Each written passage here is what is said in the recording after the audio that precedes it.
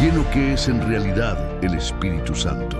La Biblia lo introduce en su primer versículo ilustrado cuando la creación aún no tiene forma. El cosmos es una extensión oscura, vacía y desordenada. De pronto, una presencia imperceptible se desliza sobre aquel caos, suspendida sobre las aguas, preparada para sembrar orden, vida y hermosura. Ese alguien es llamado por el texto hebreo Ruach. La sola palabra contiene la clave Ruach, significa viento, soplo, energía vital. No es algo que puedas capturar con los ojos, pero puedes notar su efecto. Piensa en una ráfaga que sacude las ramas de un árbol en pleno atardecer. No ves el viento, sin embargo contemplas cómo todo se mueve bajo su impulso. Así actúa el Ruach, fuerza invisible, pero contundente, y puedes experimentarlo en tu propio cuerpo. Inhala profundamente ahora, siente cómo el aire se expande en tu pecho, cómo cada célula despierta. Ese latido renovado es una diminuta muestra del soplo divino, el Espíritu de Dios, el aliento que hace vibrar la vida. Cuando Dios habla, ese soplo se pone en marcha. En el Génesis se oye la orden, sea la luz. La voz declara y el Ruach ejecuta. La oscuridad retrocede ante el destello de la primera maana. Desde entonces, esta presencia acompaña cada acto creativo donde existe vacío. Trae plenitud donde reina desorden. Establece armonía donde todo parece perdido. Revela belleza. Así comienza nuestro viaje a un mundo sumido en penumbra, un soplo que merodea la superficie y una promesa de vida latiendo bajo el agua. Quédate. El mismo espíritu que transformó el caos primordial sigue moviéndose hoy, buscando corazones dispuestos a ser recreados. Tal vez el próximo lugar que quiera llenar seas tú. El soplo que elige y transforma el Ruach no se conformó con orquestar galaxias, decidió alojarse dentro de personas de carne y hueso. Desde los albores de la historia bíblica, vemos al Espíritu posarse sobre hombres y mujeres comunes, otorgándoles facultades que iban más allá de sus límites naturales. El primero en sentir esa corriente interna fue José. Vendido como esclavo, humillado y encarcelado, parecía condenado al olvido. Sin embargo, el Espíritu de Dios lo inundó de sabiduría y discernimiento, revelándole sueños que ni los magos de Egipto podían descifrar. Aquella inspiración no solo lo sacó del calabozo, salvó a naciones enteras del hambre. Siglos después, el mismo soplo descendió sobre Bezalel, un artesano desconocido al que Dios encargó levantar el tabernáculo. No fue solo habilidad manual. La Escritura declara que el Espíritu le impartió creatividad, entendimiento y pericia, transformando metales y telas en un santuario donde el cielo y la tierra se tocaban. Ahí descubrimos que el Ruach no se limita a milagros estruendosos, también exhala belleza a través del arte. Más tarde llegó el turno de los profetas. No hablaban desde su ego, ni portaban un título heredado, eran portavoces del soplo divino. Veían la historia desde la perspectiva de Dios, denunciaban la injusticia cuando el poder corrompía y consolaban a los oprimidos cuando la esperanza se evaporaba. Sin embargo, todos repetían una misma promesa. Llegará el día en que este espíritu ya no reposará solo sobre unos pocos, sino que se derramará sobre multitud de corazones. Pero esa esperanza chocaba con una realidad incómoda. La humanidad volvió a llenar la tierra de caos, guerras, opresión, idolatría. El corazón se endureció contra el Creador, y el soplo que había dado vida ahora encontraba resistencia. Los profetas, entre lágrimas, anunciaron algo radical. Dios no únicamente dará fuerza desde fuera, cambiará el interior. Quitará el corazón de piedra y pondrá uno de carne encendido por su espíritu.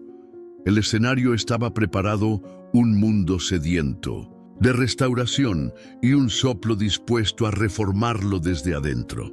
La próxima aparición del Ruach sería decisiva y tomaría forma en un hombre que se sumergiría en las aguas del Jordán. El Ruach se hace visible en Jesús. Pasaron siglos de expectación hasta que, en las orillas del río Jordán, un hombre de mirada serena avanzó entre la multitud. Su nombre era Jesús de Nazaret. Cuando se sumergió en el agua, los rumores proféticos parecieron contener la respiración. Y entonces sucedió, los cielos se abrieron, una forma delicada como de paloma descendió y se posó sobre él. Era el mismo soplo que había flotado sobre el caos, el Espíritu de Dios, ahora reposando en forma tangible sobre un ser humano. Una voz resonó desde lo alto: «Este es mi Hijo amado, en él tengo complacencia».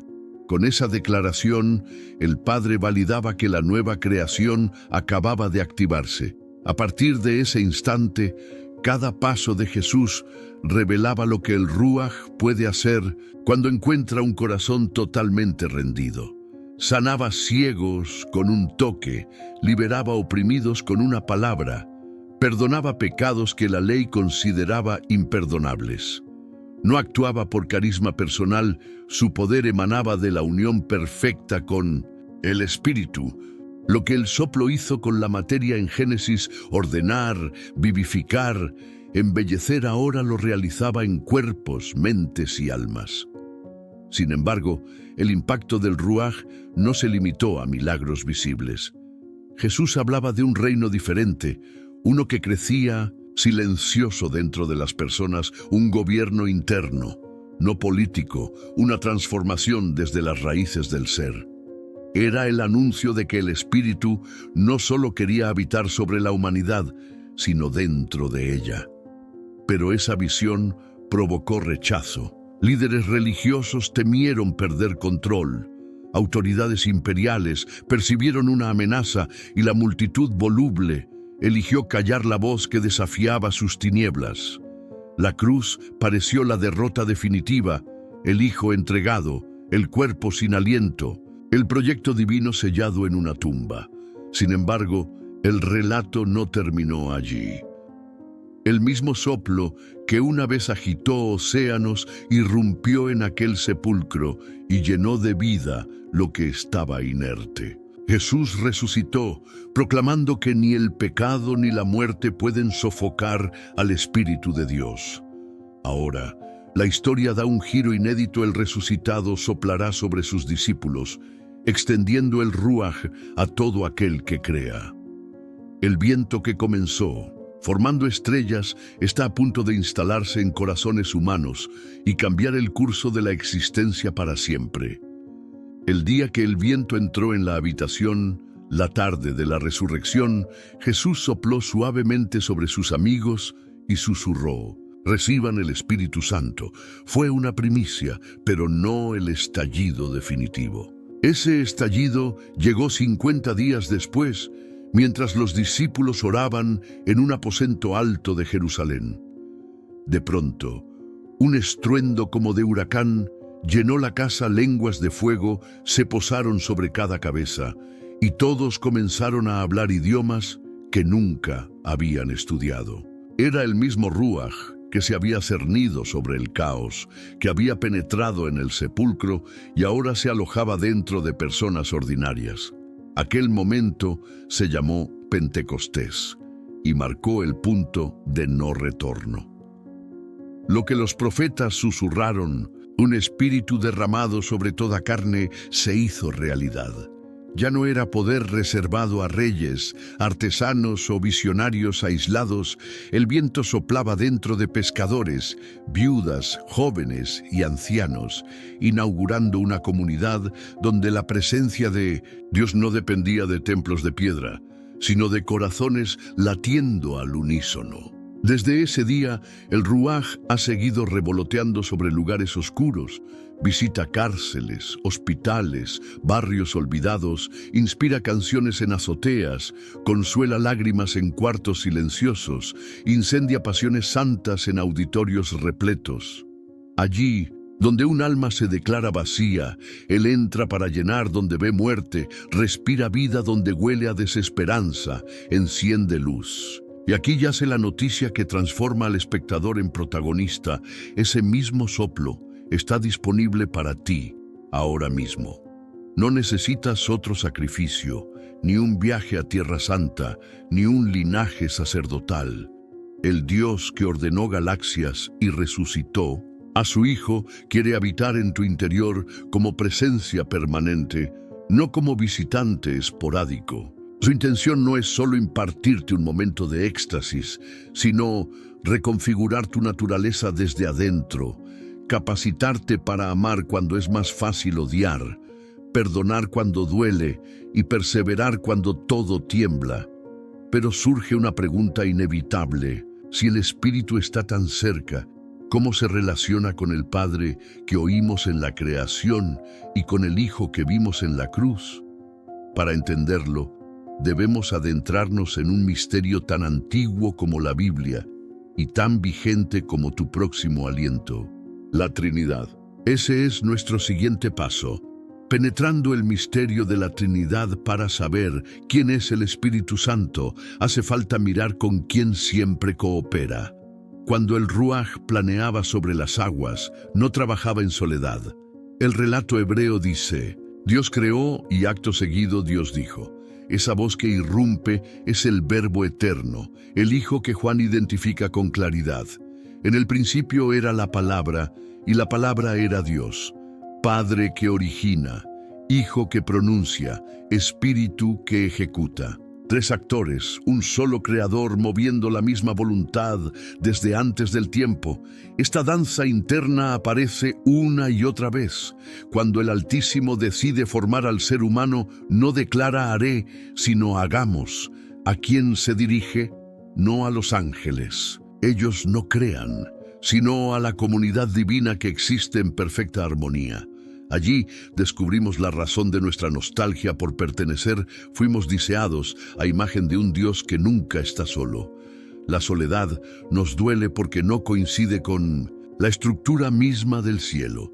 Durante siglos, pensadores han intentado explicar la Trinidad con fórmulas geométricas o metáforas químicas. Pero la Escritura prefiere el lenguaje de la relación Padre, fuente de todo. Hijo palabra que revela y reconcilia, Espíritu aliento que vivifica y transforma. No son partes de un rompecabezas divino, son personas completas compartiendo un único ser.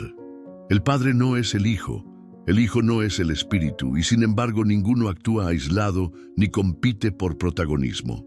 Cuando el Padre envía, el Hijo obedece y el Espíritu capacita. Cuando el Hijo se entrega, el Padre acepta y el Espíritu resucita. Cada obra que brilla en la Biblia es fruto de esta comunión dinámica.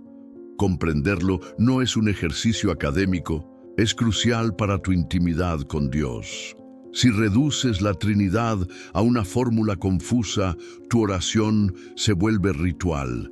Pero cuando reconoces que oras al Padre a través del Hijo, en el poder del Espíritu que habita en ti, la fe deja de ser teoría y se convierte en conversación viva. El próximo paso es descubrir por qué el Espíritu decidió instalarse dentro de los creyentes y qué hace allí a diario. Porque su presencia no es un adorno espiritual, es la fuerza que redefine cada pensamiento, cada decisión y cada latido. Las primeras dos misiones del Espíritu. Hasta aquí hemos visto quién es el Espíritu y con quién coopera. Ahora conviene responder para qué habita dentro de nosotros. La Biblia retrata al Ruaj como algo más que una presencia reconfortante. Es un agente activo con tareas específicas, asignadas por el Padre y el Hijo para el bienestar de cada creyente. Jesús las resumió en 6 funciones esenciales. Hoy descentraremos las 2 primeras. 1. Maestro interior, enseñar y revelar. Jesús, a horas de la cruz, consoló a sus discípulos con una promesa sorprendente. El Consolador, el Espíritu Santo, les enseñará todas las cosas y les recordará todos los que yo les he dicho. El maestro que caminaba entre ellos iba a ser reemplazado por un maestro que caminaría dentro de ellos. Eso significa que el Espíritu no se limita a provocar sensaciones. Abre pasajes de la Escritura que parecían sellados, conecta versículos con situaciones actuales y alumbra decisiones que la lógica no alcanza. Confuso frente a un texto bíblico, pide la luz del Maestro. Perdido entre opciones, deja que Él exponga la voluntad divina como quien enciende una lámpara en un cuarto oscuro. La enseñanza del Ruaj no produce erudición fría, sino sabiduría aplicada a verdad que desciende a la agenda diaria y moldea el carácter. 2. Reflector de Cristo, glorificar y centrar Jesús. Dio otra frase clave él: me glorificará, porque tomará de lo mío y se lo hará saber a ustedes. Donde el Espíritu gobierna, Cristo ocupa el centro del escenario. No exalta a celebridades espirituales, ni a instituciones, ni siquiera a sí mismo dirige el foco al Hijo, mostrando la belleza de su gracia y la suficiencia de su obra. Esta tarea tiene un doble efecto. En la adoración colectiva, el culto deja de girar en torno a estilos o emociones y se concentra en la persona de Jesús. 2. En la vida privada, el ego se minimiza, las decisiones comienzan a preguntarse. Esto refleja el carácter de Cristo. Si notas que tu fe se vuelve antropocéntrica, pide al Espíritu que vuelva a ajustar el lente. Su misión es asegurarse de que todo apunte al Hijo, porque solo en Él encontramos plenitud. Las 4 misiones que completan la obra diaria del Espíritu ya vimos que el Ruaj ensea como maestro interior y glorifica a Cristo como reflector divino. Jesús dio otras 4 tareas que el Espíritu realiza sin descanso en cada creyente. Entenderlas transforma la rutina espiritual en una aventura de comunión. 3. Convencer, despertar sin condenar. Cuando Él venga, convencerá al mundo de pecado, de justicia y de juicio. Jotatúrene 16. Convencer no es aplastar con culpa, es abrir los ojos. El Espíritu muestra el pecado como fractura de relación, revela la justicia de Cristo como única cura y señala que el mal ya fue sentenciado en la cruz. Su voz no grita inútil, susurra regresa. Por eso cuando sientes un peso santo tras una mala decisión, no es acusación diabólica, es el Ruaj llamándote de vuelta a casa. 4. Guiar, orientar a toda la verdad. Cuando venga el Espíritu de verdad, Él los guiará a toda la verdad. La brújula interior del creyente no son las emociones ni la opinión popular, es la guía constante del Espíritu. A veces se manifiesta como paz inexplicable para avanzar otras, como un no que detiene el paso. Su dirección es precisa en tiempo, lugar y actitud. Seguirla evita atajos que parecen buenos, pero conducen a callejones espirituales. 5. Recordar, rescatar las promesas en el momento exacto. Él les recordará todo lo que yo les dije. La memoria humana se nubla bajo presión. El Ruaj rescata pasajes, canciones y verdades al filo de la necesidad. El versículo leído años atrás emerge como agua fresca en medio del desierto. Así, el Espíritu convierte la palabra almacenada en provisión presente, revitalizando la fe cuando los recursos internos se agotan. 6. Dar testimonio, certificar nuestra identidad. El Espíritu mismo da testimonio a nuestro espíritu de que somos hijos de Dios. 8. Cuando el enemigo susurra, no perteneces. El Ruaj replica desde dentro, eres amado, eres mío. No depende de sensaciones cambiantes, es un veredicto divino, grabado en lo más profundo del ser. Esa certeza expulsa el temor y anula la orfandad espiritual. Caminamos como hijos, no como mendigos de aprobación. Con estas 6 misiones, enseñar, glorificar, convencer, guiar, recordar y testificar el Espíritu, forma un círculo perfecto de formación, dirección y seguridad. Pero su obra no termina ahí. Él también capacita al creyente para impactar el mundo con fuerzas que superan lo natural. Los dones espirituales nos aguardan en el próximo bloque. Los dones, herramientas sobrenaturales para una misión terrenal.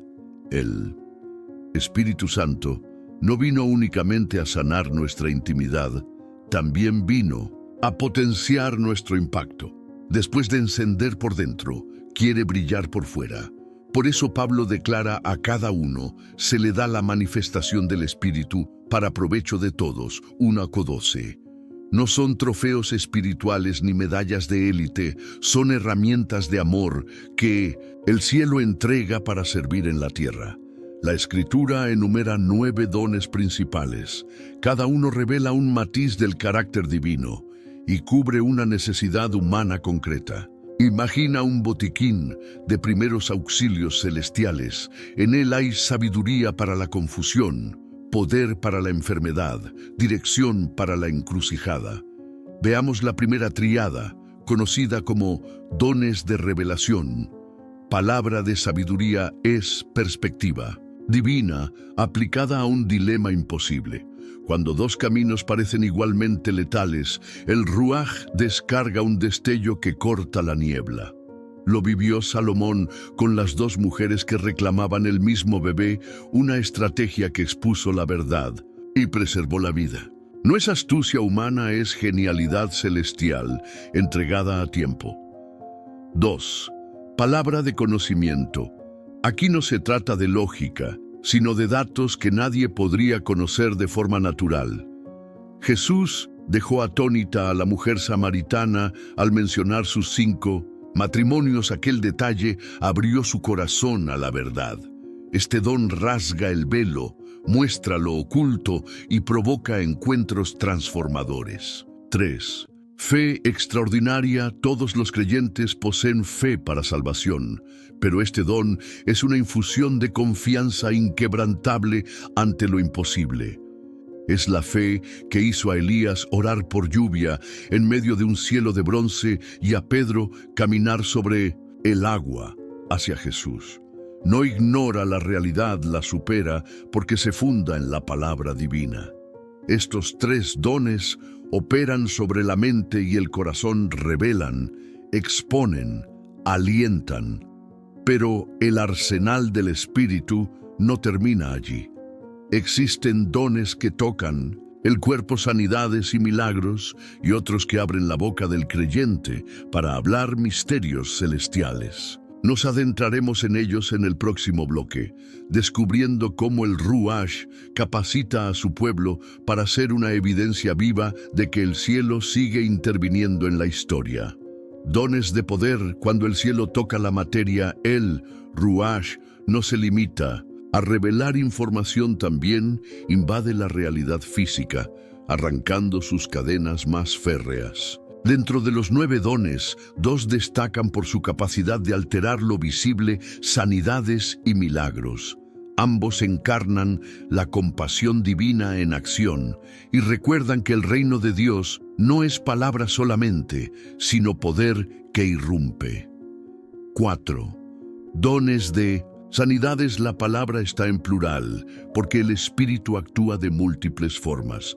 Restaura órganos, deshace tumores, detiene hemorragias, renueva sistemas inmunológicos y, sobre todo, sana corazones rotos. Jesús tocó a leprosos que la sociedad evitaba y su piel volvió limpia.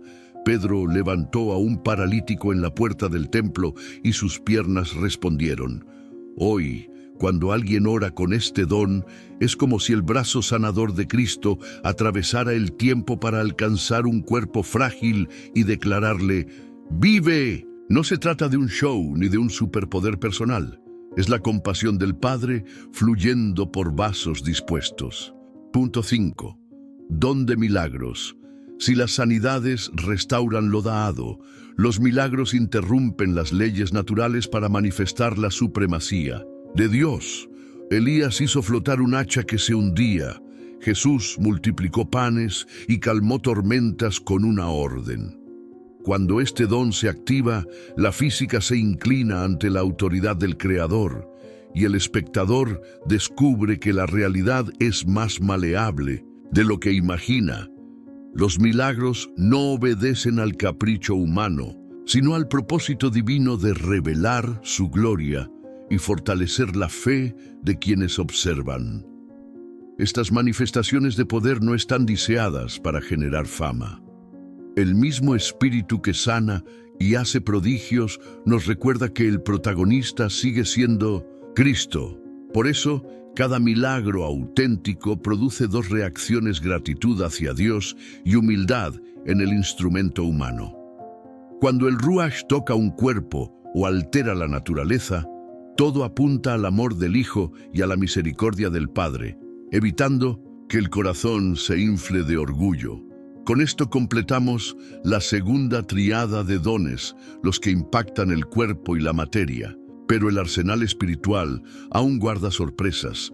Hay dones que abren la boca del creyente para hablar los misterios del cielo y discernir lo que habita en el invisible.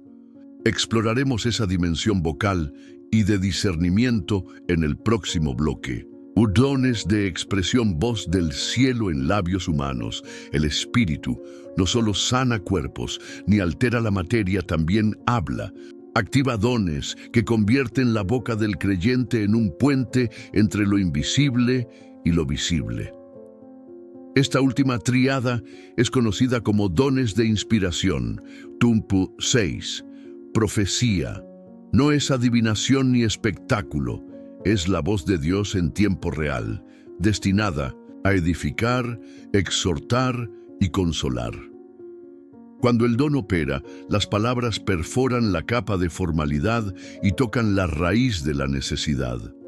En Pentecostés, Pedro citó a Joel para explicar el derrame del Espíritu. Aquel mensaje cortó la culpa de miles y los llevó al arrepentimiento. La profecía revela el corazón del Padre y dirige la mirada a Cristo. Punto 7. Diversos géneros de lenguas. Este don trasciende idiomas aprendidos, habilita a hablar lenguas celestiales o humanas jamás estudiadas. Puede manifestarse como oración íntima, un lenguaje de adoración inefable o como mensaje público que otros escuchan en su propio idioma. En ambos casos, testifica que el cielo no está lejano, sino metido en la garganta de los redimidos. Tun 8. Interpretación de lenguas. Dios es orden. Si el Espíritu permite un mensaje en lengua, también provee quien lo traduzca. La interpretación convierte el misterio en entendimiento, de modo que la Iglesia reciba instrucción y no confusión. Así se completa el ciclo de comunicación divina, lo que el cielo libera en código, otro creyente o el mismo lo decodifica para la comunidad. Cuando estos dones fluyen, la atmósfera se vuelve un oído colectivo. Todos perciben que algo mayor que la lógica está hablando. Una regla de oro los gobierna: si el centro deja de ser Jesús, la corriente se corta.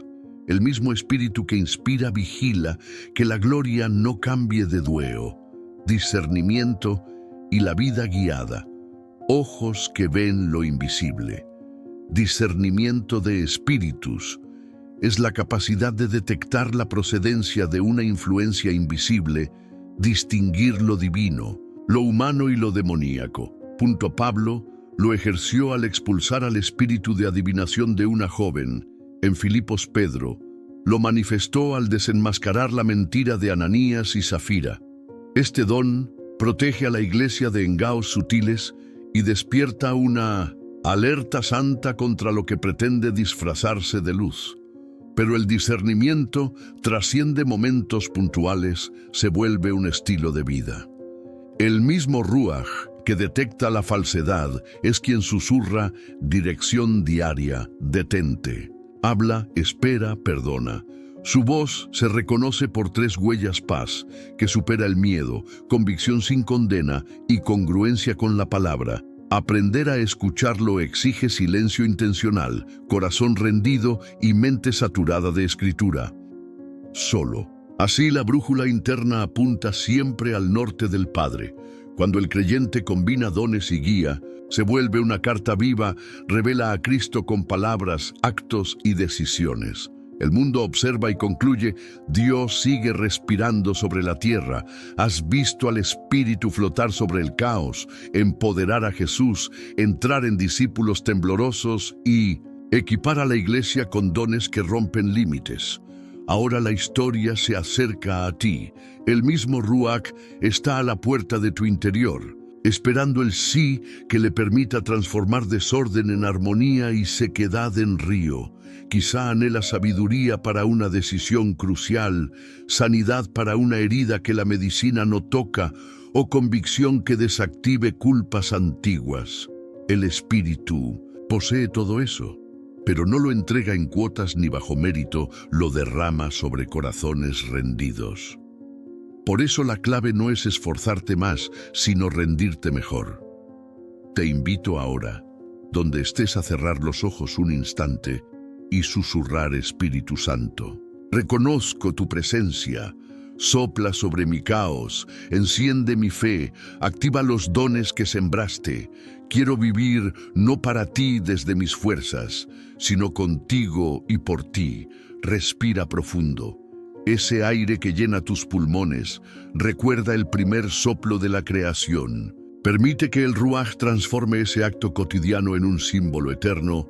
Él vive en ti. Comprométete a escuchar su voz antes de cada paso, a reflejar a Cristo en cada gesto y a servir a otros con los dones que despierte.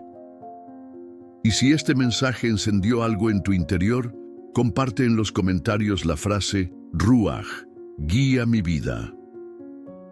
Hagamos visible un coro de corazones dispuestos. Tal vez tu testimonio sea el aliento que otro necesita para abrir su puerta al Espíritu.